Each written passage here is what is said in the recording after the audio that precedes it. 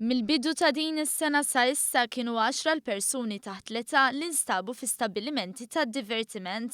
Stqar dan il-Ministru għall-Intern Carmelo Abela waqt il-programm ħu s-siġġu ta' 3 filgħaxija.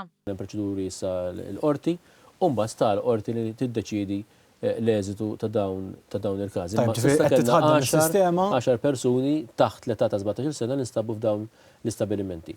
Il-Ministru Abela tkellem dwar kif il-pieni għal dawk li jippermettu li jidħlu adolescenti taħt 17-il sena fi stabbiliment ta' divertiment ħraxu.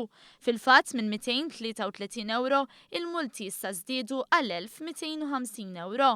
Saħaq li l-Gvern rrid li jibgħat messaġġ lil min jabbuża li fi kliemu huma fil-minoranza.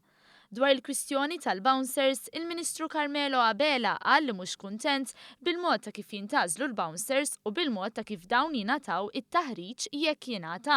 Importanti ħafna li wieħed ikun kapaċi jikkomunika. Però daqstant ieħor huwa importanti wkoll li jkun hemm taħriġ ta' pereżempju x'miżuri tittieħu f'każ ta' inċident. Kif tista' tikkontrolla